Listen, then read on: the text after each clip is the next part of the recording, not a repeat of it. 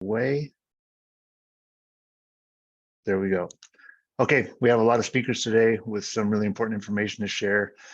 There will be updates on AASC's academic support programs, university foundations updates, also some really interesting information on AASC's grade check pilot program. We'll hear about CGE's passport grant, and then we'll finish up with advising office updates. So Matt, why don't we start with academic support programs?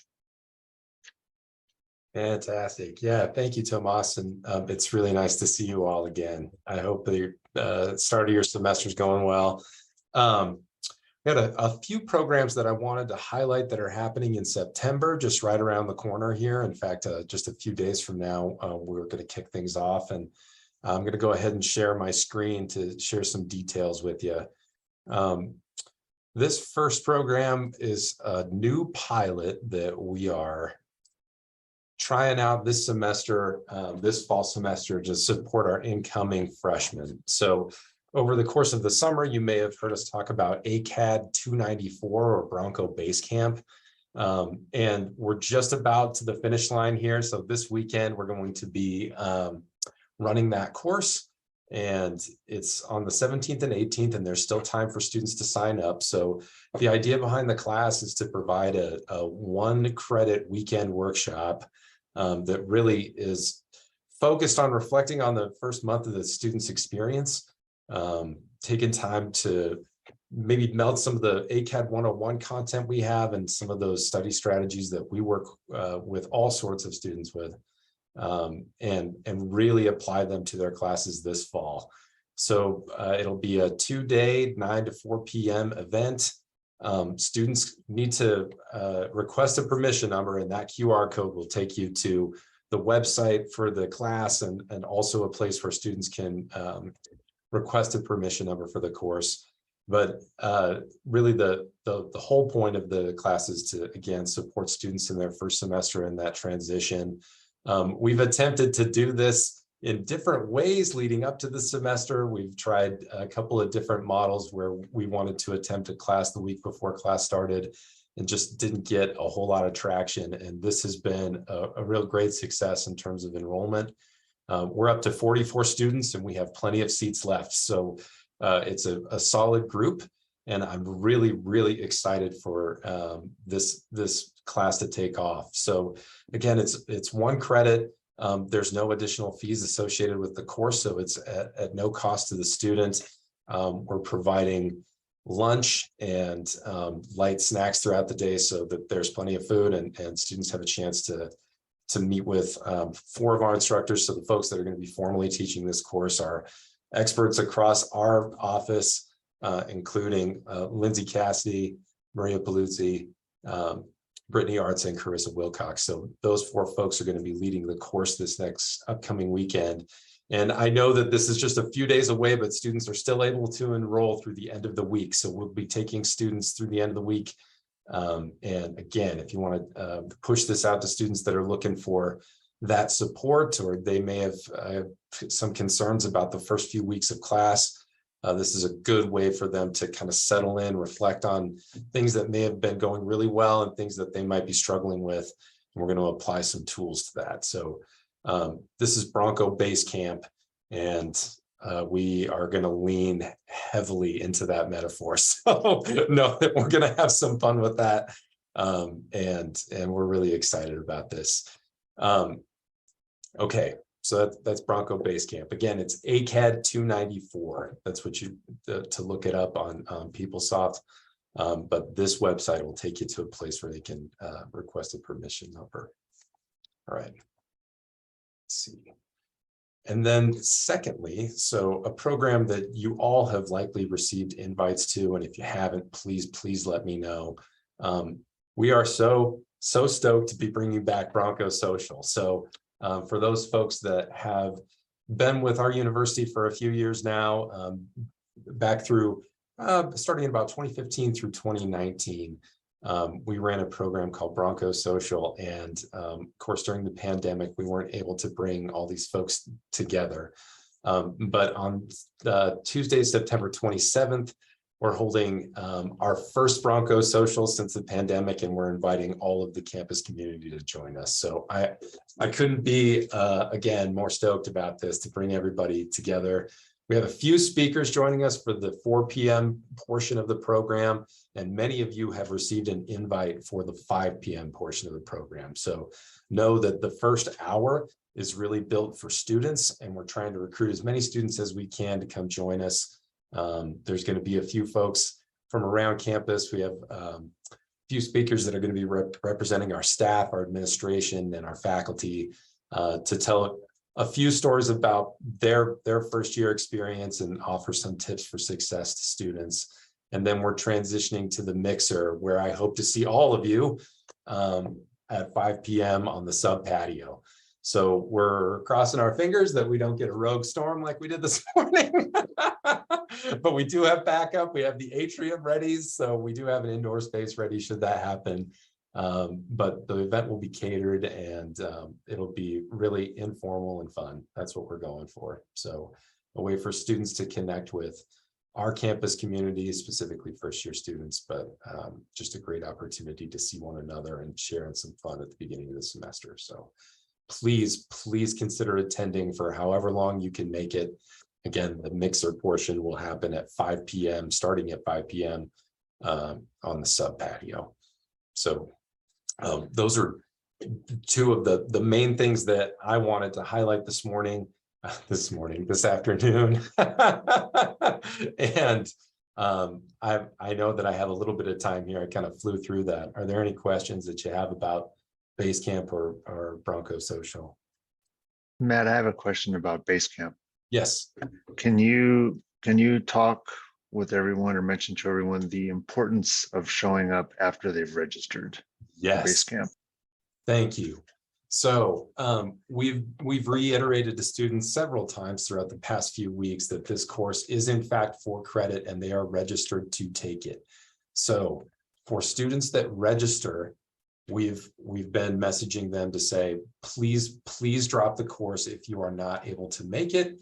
That said, if students are unable to drop the course or just do not show, it is pass fail, and they will fail the class. So that's something that we want everybody to be aware of. And we've been very forward with students about that. And for the students that have reached out, we've helped them enroll or look at different opportunities if they're not able to make it that weekend. But we've done a lot of messaging around the fact that this course is free. However, it is credit bearing and it is pass fail. So there is the opportunity to fail it if you do not show. So please be aware of that and let students know that they need to drop the class if they don't intend to take it.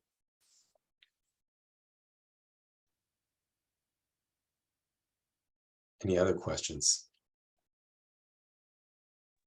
I have one. So if students are interested in taking advantage of this, but they don't have room in their schedule for an extra credit, is it possible for them to participate if they're not registered for credit? That is a good question. I don't think that, you know what, Anne, I don't have a good answer for that question right now, frankly. I'm going to have to look into that because I don't want to give you false information. Certainly students can audit the course. That's still something that's available, but we would have to figure out what that would look like. So let me get back to you on that, and I will get back to the rest of the UAN group here about that. That's a great and painfully obvious question that we hadn't even really considered because we were just sweating getting students regularly enrolled. Yes. Yeah, for those of us on the engineering side where students often have like 0 free electives, it's a relevant question. That's a great one, Anne. Thank you.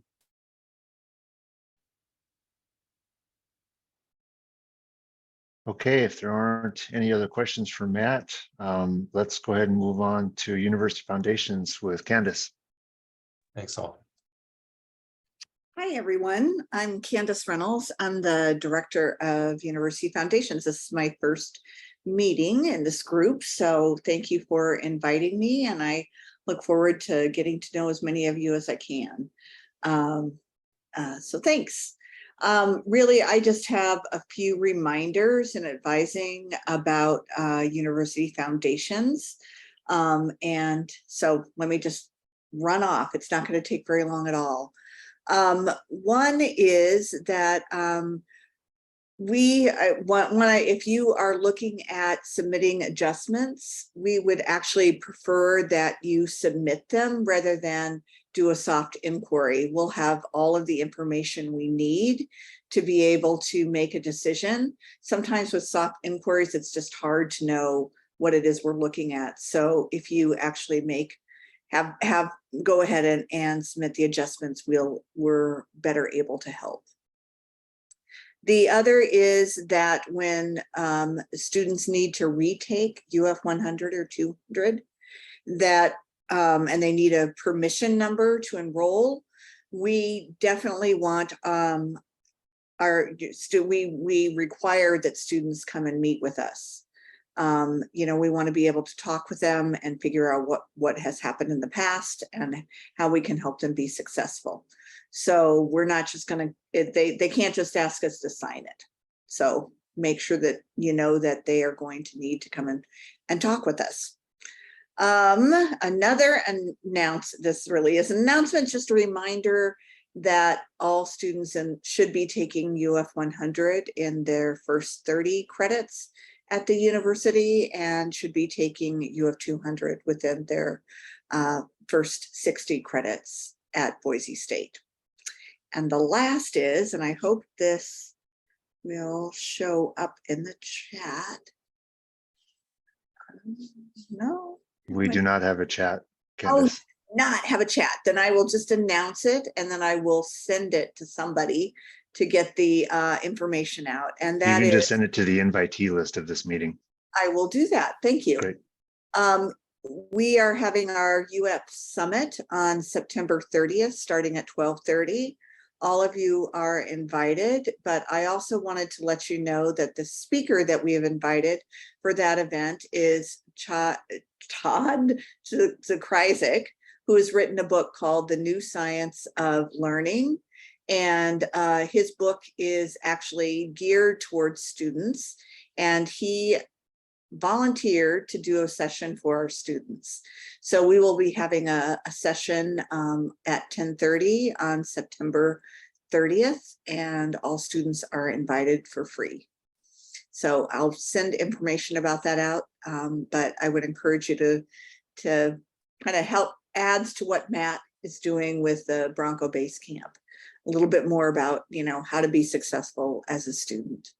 And I sincerely invite you to the UF Summit. He's going to be a great speaker and talk with us about how we support students in being successful. That's it for me. Any questions? Comments?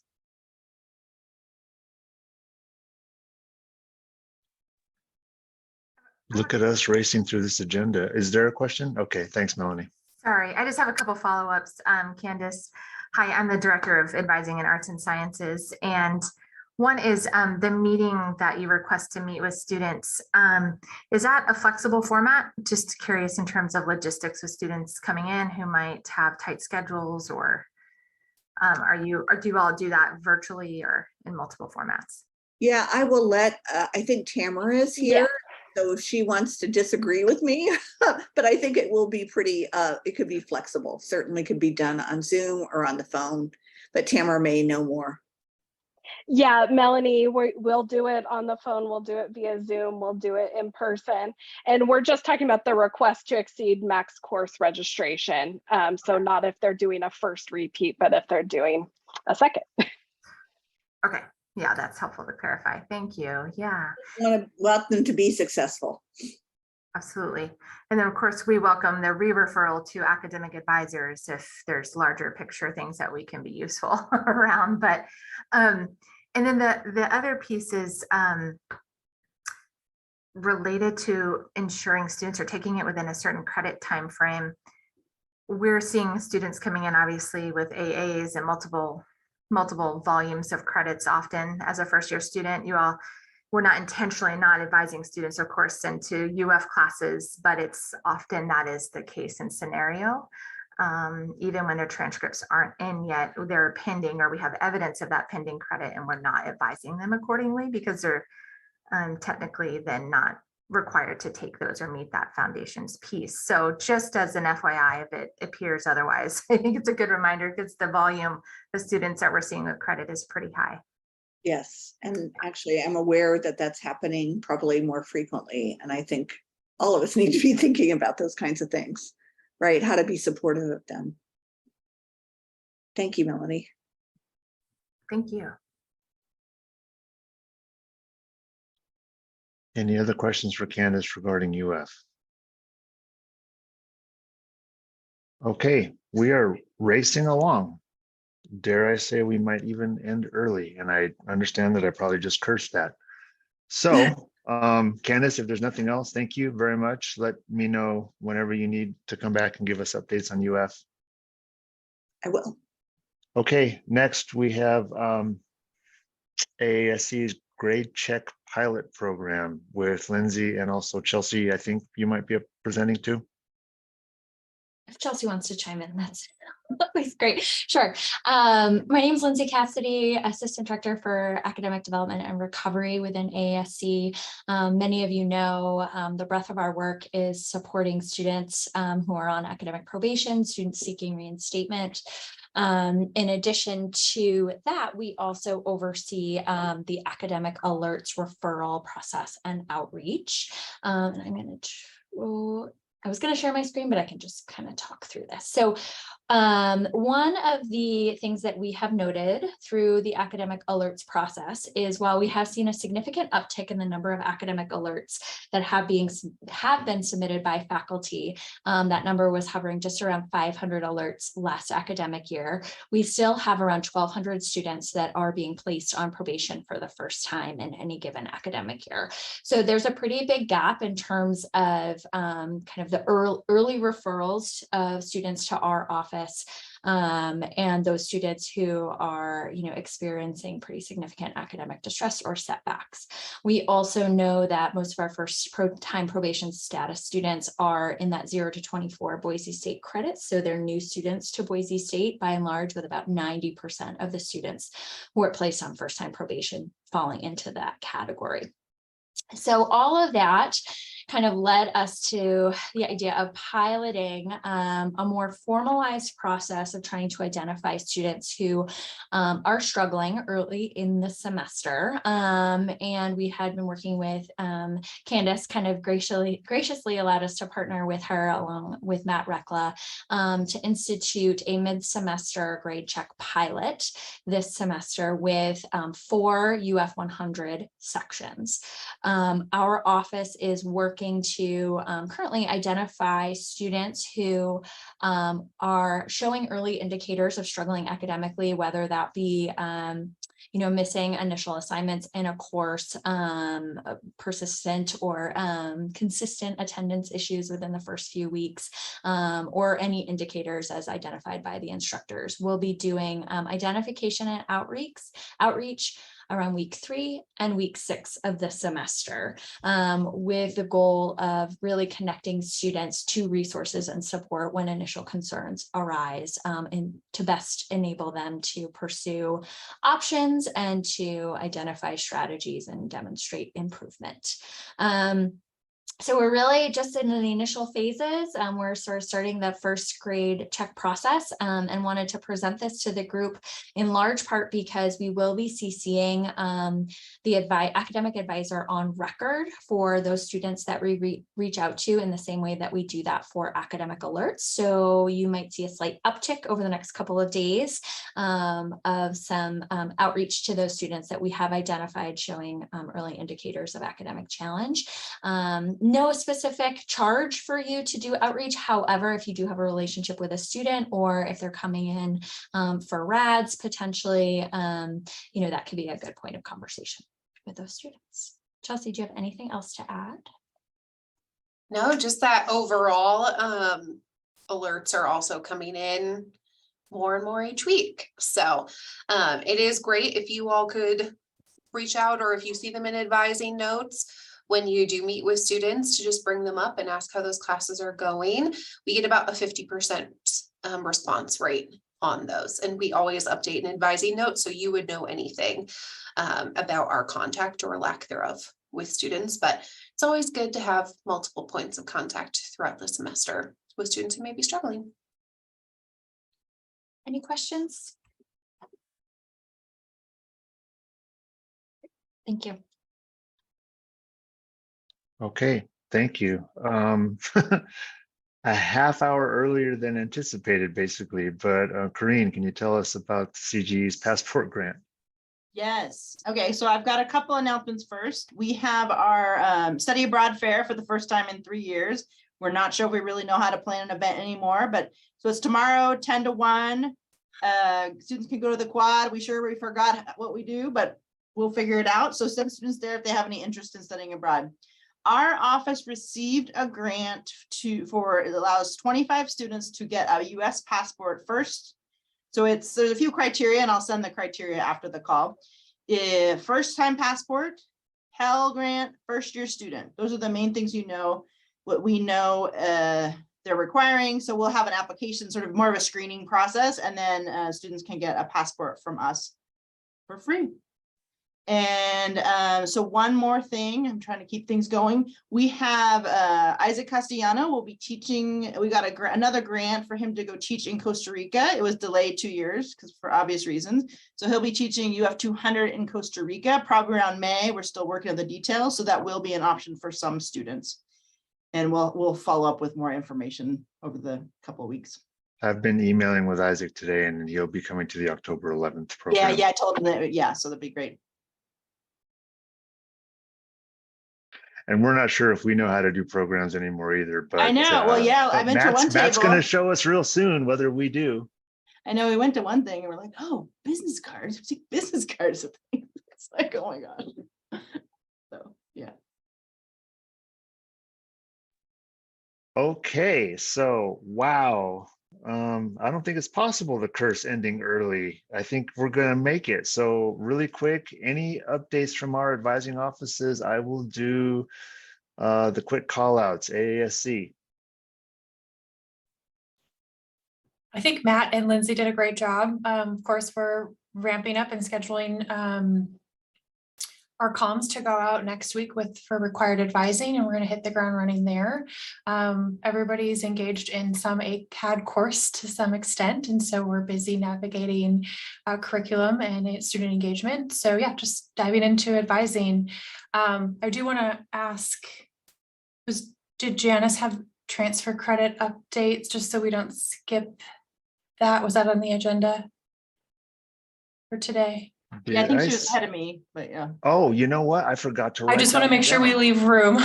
No, So, thank you. Thank you very much. I didn't write that one down, but I saw Janice on Zoom here, and I'm thinking, wait a minute, I think I missed one. Thank you very much. okay, cool. Janice. But So let's- ASU is good. All right, thank you. So let's stop the rundown. We're still going to end early. Janice, pressure's on. And can you give us an update, please? I can. Hold on, I just lost my notes because I was checking to see that I was really on the agenda. Okay. So we have had a drop in some international transfer the last few years for obvious reasons, but we're really seeing an uptick in that. And so I just thought it was a good time to kind of remind everybody what some of the rules and the problems and some hints about international transfer students. So when we have regular transfer students from within the United States, we utilize tests or our transfer equivalency system to review the catalog and the course descriptions for all of those schools. But with international schools, we cannot. Very few international schools are in tests. So we get the transcript, and if we can read it, it's in English, and their system seems to be fairly common to our own with semesters and semester credits. Then something like in a Canadian transcript, then we'll go ahead and enter it then. But most of the time, these transcripts need to be sent to a third-party international evaluation service. Our preferred one is Spantran. We also still use WES and a few others that are on our website. So that takes a couple weeks to get back. And then once we get back that evaluation, we enter those transfer credits based on that evaluation. There is a fee for that evaluation. I think it's $155 or $160 that is posted on the student's account if we initiate the evaluation on behalf of the student and submit that application. Students also can independently set up their account with any of those evaluation services and request their own evaluation and then have it sent to us. And we, again, will enter it when it's received. So for new students that are first-time Boise State students, we do not post those test credit or those interim transfer credits until after 10th day. So just be aware of that. If they're have a, all the ducks in a row way early, we're still not going to post that until they've been here through 10th day. So some of the rules with international transfer are that those courses come in almost always as departmental elective credit, so XF courses with a grade of pass. So we do not take their graded credits. They're kind of all over the place with different systems, and so we just bring them in as a pass. If it is given a grade credit, it has to be at least a C or better. We still bring it in as a pass, but if they have gotten a D or an F in the course, we just do not bring it in at all. And then the student, to get a specific course credit or an equivalency, they must contact the department that owns that curriculum to look at a possibility of an academic adjustment for transfer credit. We have seen some students that we've done the evaluation, it's posted, they go talk to their advisor, and then they come back to us for further equivalency. And as I stated before, we do not have access to the catalogs and the course descriptions. So it's really kind of on the student to provide that information to the department for review. It's very helpful if students can get a course syllabus or a better course description. Even often online, it's difficult to find that. So if they have access to that, it can be very helpful in getting a better equivalency for them through the department. Another rule is that no associate's degrees are recognized. The reason behind that is that international schools typically have a very different degree component than we do for our general education. So they aren't necessarily taking all these general education classes. And then their major classes as they're a junior and senior. Those schools are often set up to just be, if you want a degree in nursing, you just go right into nursing courses. And so they really don't have that foundational information that and course curriculum that we are looking for in general ed. And they definitely do not have English 101 and 102. So they might have a lot of English courses on their transcript, but those are typically, how we would view world languages for our English speaking students. So they are learning English, but those courses still do not have the same learning outcomes as English 101 and 102, which are learning how to write and research at a collegiate level. So some of those problems are that international students are rarely given foundational equivalencies just because they do not have that general education setup. Sometimes it can be approved, but it's not very common. So I understand it's a lot of work for the students to kind of go speak with different departments, but it's very beneficial to them to get any kind of equivalencies that they can. They sometimes do feel a bit overwhelmed. And so we are here to guide them and kind of help them through the process and here to support them. But just as departments, I just want everyone to be aware that, you are the ones that are the experts in the course content, and so that you can best determine that equivalency. Let's see, any other, so just a couple helpful hints that, most of these students are coming to us with speaking an international language. So I would recommend they go see the world language department and take an exam for credit to get credit for the languages that they speak, and that can fulfill an FH requirement for them, which is very helpful. And then also to see the English department for a writing proficiency to exam to see which is the best place for them to start their English coursework. And then, yeah, so I think that was about it. I think I covered everything. Does anyone have any questions? It looks like Gail has a question. Yeah, it's a clarification. One thing is that the English department doesn't exist anymore. And the other is that there are actually 2 writing placement processes. We are in the process of trying to figure out how to merge them effectively, but all of you know the right class, probably TWC, and the right class is not linguistically nuanced enough to look at English proficiency. So we would highly recommend that students, you can contact me, I can put, oh, there's no chat. So I can send you all the link to the English writing assessment, which is the one for multilingual students, to look at whether they need additional support before taking English 101, or whether they need a lot of support in 101. So that is English 101M for multilingual students. And so the right class can't place them into 101M, but our process can. So I just wanted to make sure that you all knew I'll send everybody after this the link to the English writing assessment. Yeah. Thanks, Gail. As that was coming out of my mouth, the English department, I knew it was more specific, but I couldn't think It's of no it. more. Janice, Any I have a other question. questions? I have a Mhm. question for you. How much, do we know how much it would cost the student to work directly with these articulation entities, as opposed to having us charge the student for that service? It's the same fee. Mhm. The same amount. Okay, thanks. I had a clarifying question as well. So over summer orientation, I was working with a student who it turns out is at an institution where there's an articulation agreement being worked out. And I was told that that student doesn't have to go through this equivalency or like the process of going through one of these international evaluators because those equivalencies are being agreed upon between the two schools.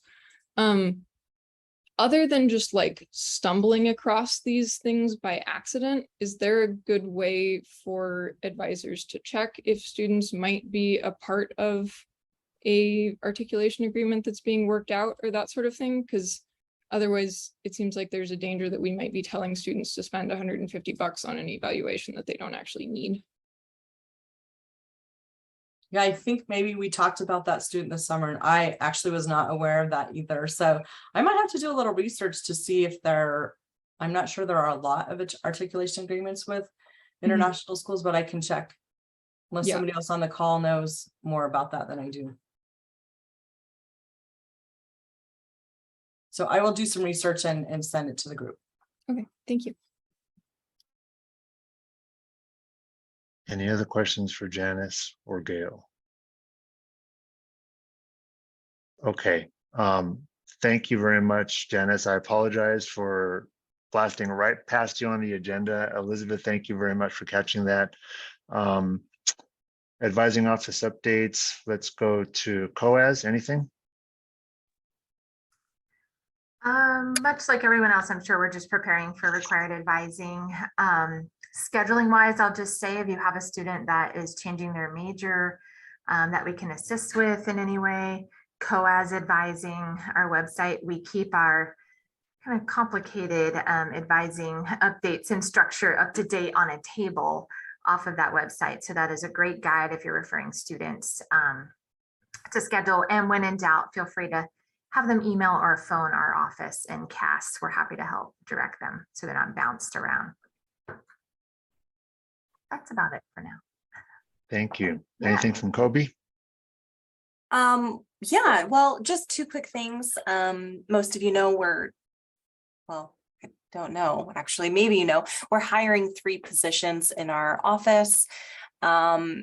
So that means we're just a little short-staffed, but that's okay. So we had 3 of our advisors recently leave over the summer.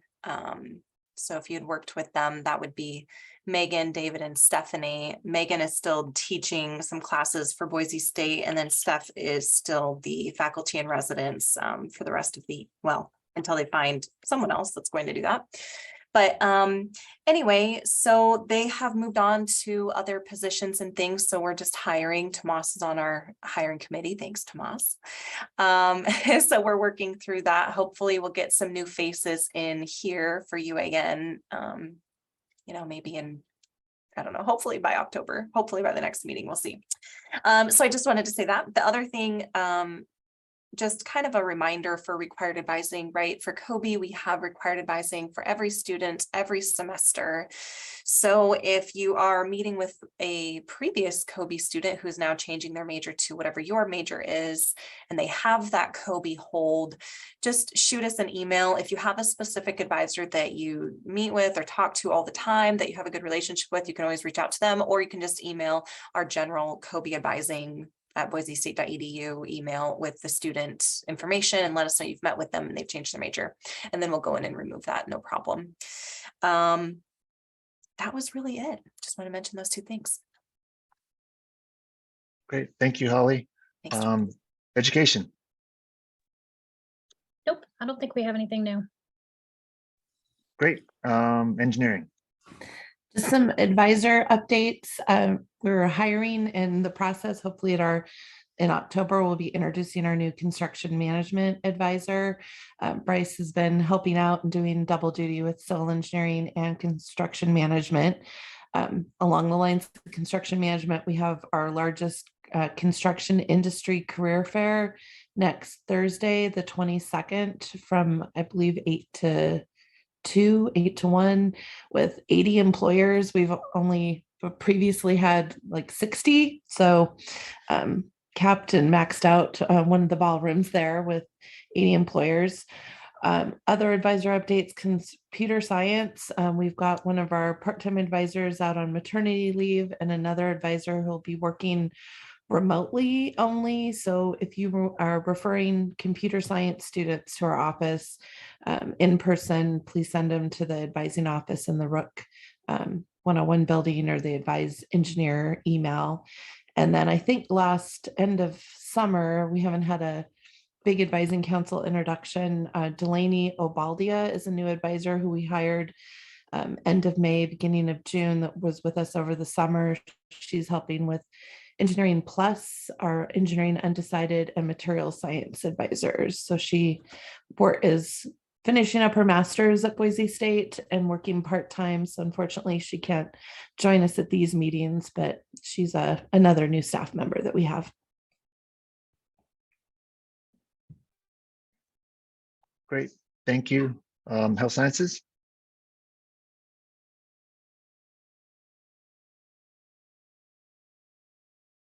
Nothing from our second largest college. Okay, CID. Yes, there are 2 days left if you have any students that might be interested in our Hacking for Home Building competition. It's a partnership program with engineering and ourselves. So please go ahead and visit our Venture College website for more details if you have any students that might be interested in the competition. There are cash prizes available for those students that compete and are winners. So it's kind of a fun time and a cool project that we have going on there.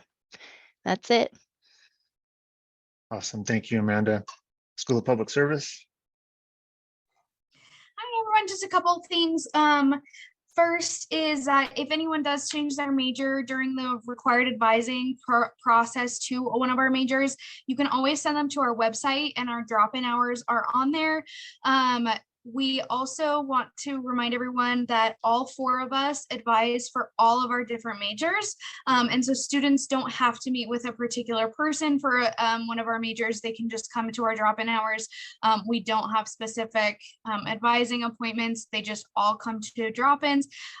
Doesn't necessarily mean that they're not going to get a one-on-one. They get a one-on-one. They get as much time as they need. We had a student in there with someone for an hour last week. So it's just a drop-in system. And also we do have a law school fair on November 4th. We're still in the process of kind of finishing up all the new pre-law advising information that should go up on our website here within the next few weeks. If you have students that have questions, I'm doing them right now, but very like on the DL until I officially announce everything here in the next couple of weeks.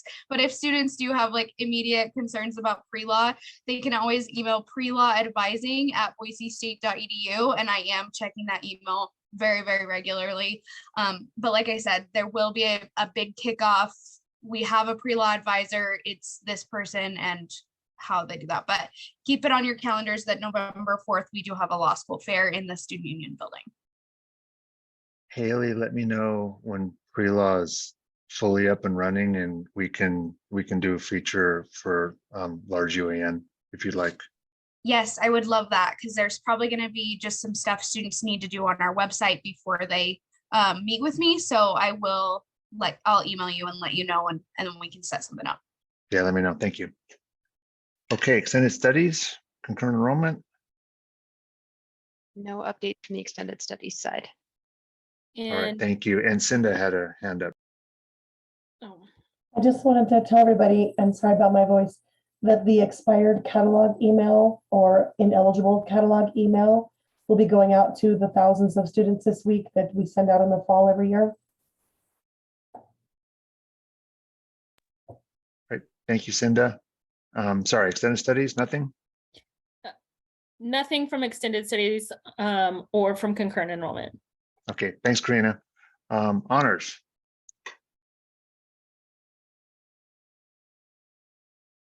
Or athletics.